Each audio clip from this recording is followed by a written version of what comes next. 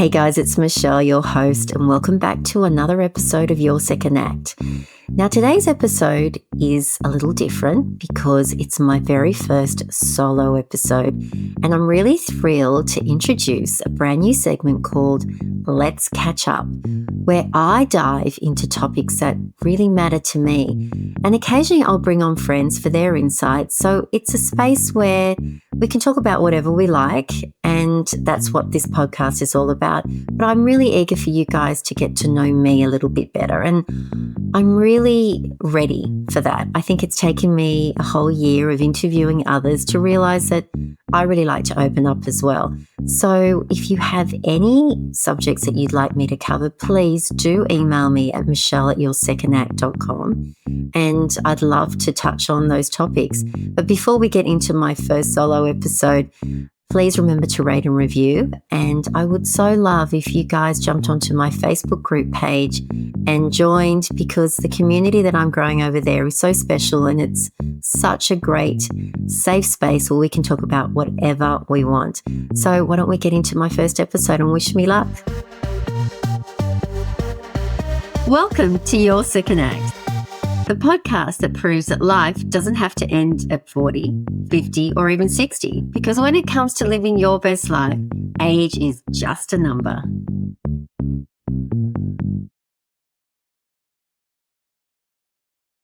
Guys, I'm doing a bit of a solo episode this week. I've been feeling a lot of things lately, and I guess I really feel that we have this wonderful community of people, and so many people come on to share their stories, and I'm always listening to those stories. And I feel like I also want to share. I want to share how I feel, how sometimes it's so damn hard. It's so hard to show up every day, to have a smile on your face, to feel like, yes, I've got this. I can do this. It is. It's truly hard to do that. And as much as I try and advocate for this in every episode, in my social media, I'm also a human being, and I have those feelings of doubt. And I don't want you guys to think that I've got it all worked out, because I don't. But what I do find is that when I speak to people who have these inspirational stories, it really does help me to keep going. And I really hope that you guys feel the same, that you get something, maybe not out of every single episode, but just something. And lately, I guess I've been having a few thoughts of, well, I've gotten to this point now. For a long time, I wanted to get to the point of launching the podcast. And I've spoken about it in the past, how it took me so long to get to that point. And now I'm a year in, and I'm thinking, great, I'm here. I want it to grow. It's just gaining momentum, which is so good. I feel so blessed.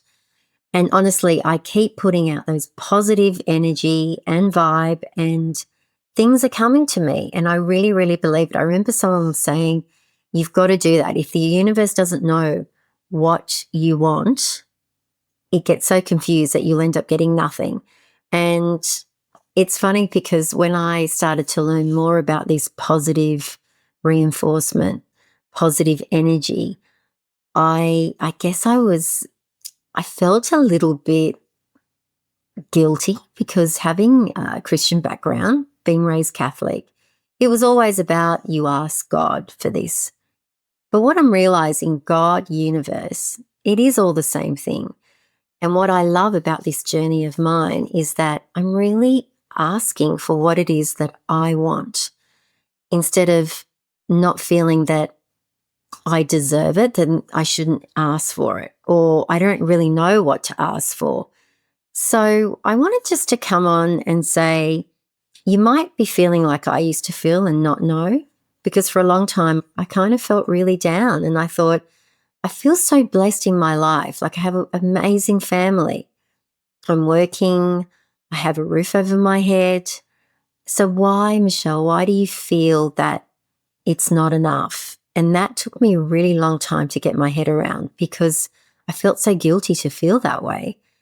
But then I realized, well, there is something more that I'm searching for. So what is it? And then for a long time, I tried to come up with things that I could do that could turn into something bigger, and nothing. I just kept on coming up against brick walls because I realized that my fear was holding me back. And then one day I walked into a kinesiologist's office or room, it's not an office, and this lady helped me see that all the answers were there. It was just a matter of asking, searching, and the answers would come. And I know that for some of you that might sound absolutely ridiculous, but they did. And I always knew that podcasting was something that I wanted to do, but I kept on saying to myself, I don't have the experience. I've never worked in media. I'm not a journalist. How am I going to do this thing? It felt so beyond my comfort zone. So slowly, I got my head around it with the help of my kinesiologist. I then began to really tap into me, to what it is that I wanted. And sometimes it was to the detriment of my family because I felt that I became stronger, that I wanted to say no to others and more yes to myself, to actually looking at what I wanted, to maybe put myself first and my needs first. So by doing that, it wasn't an overnight thing. It took a lot of hard work of really looking within myself to find out what it is that I wanted to do. And then the podcast it grew. It grew to the point where I kept on working on it. And I worked on it for a good year before I actually launched it. And I tried different things. I failed. I picked myself back up again and tried something else until I came up with Your Second Act. And it just resonated with me. And I thought, this is it. This is what I want to do. I'm in midlife. I want to talk about it. I want to inspire other people. And someone once said to me, Michelle, by you not doing this, you're actually doing a disservice to other people because you're holding back something that could help others.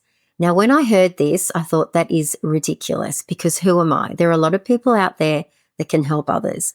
Why would I be the one to help someone? So I sat with that thought for a really long time. And then I realized, you know what? It's true. I need to do this. There was something inside of me that said, you need to get out there, you need to tell your story, and you need to influence others who want to tell their story. And before I knew it, I was asking people to come onto the podcast. They were saying yes. I started with friends and family who had great stories. And then slowly, I gained my confidence to keep pushing myself out there, to keep asking other people that I did not know. And it's been an amazing ride. And through that, I have learned so much about myself, that I am resilient, that I am capable of more than what I ever thought I was, that I actually am ambitious. For a long time, I thought I was not, that I just wanted to have a family and then that's all that would fulfill me. I didn't need anything else in life. As long as I had a job that I liked, that helped contribute to raising my family with my husband, I really thought that's all I wanted. But by working on myself, I realized that no, I actually want to stand up and be heard and be seen. And to do that, I have to believe in myself and to sometimes feel that fear. And I can tell you it was bloody scary, but I did it. And I still do it, and I still battle those thoughts all the time. It's not like I'm here now and hey, this is great. I don't have to worry anymore. No. Every week, I still question myself. I still question the show and think, are people liking it? And whenever I do that, what is so bizarre is someone will message me and say, wow, I loved that episode. Or, hey, I want to come onto your podcast. Or I know someone that would really like to share their story. So it's like, wow, all these signs telling me, keep going, keep going. So that's what I'm doing. I'm on this path now that I really believe in me. Like I said, it's taking me a hell of a long time to get here. But I just wanted to come on and say, if you are feeling like I used to feel and like I still feel sometimes, believe in yourself that you can do it. Little steps. Don't look at the big mountain that you feel you have to climb, because if you look at it that way, you'll never reach it. Small steps, try little things, move out of your comfort zone, do something small, because when you achieve that little small step, honestly, the next step will get easier. And then all of a sudden you'll be saying, I'm going to step up 5 more steps. And then you get to that point and you won't look back. My fear was, what happens if it doesn't happen? But the reality is, once you take that step, you're never going to go back. We don't go back. We just move in a different direction. So I hope that helps. I wanted to really open up and I guess share my vulnerability with you all. And just to let you know that really anything is possible. And this stage of life is so damn exciting. So get out there and try something new. Thanks for tuning into another episode of Your Second Act. If you enjoyed this episode, I'd love it if you could rate and leave a review on your favorite podcast platform. Your feedback means the world to me.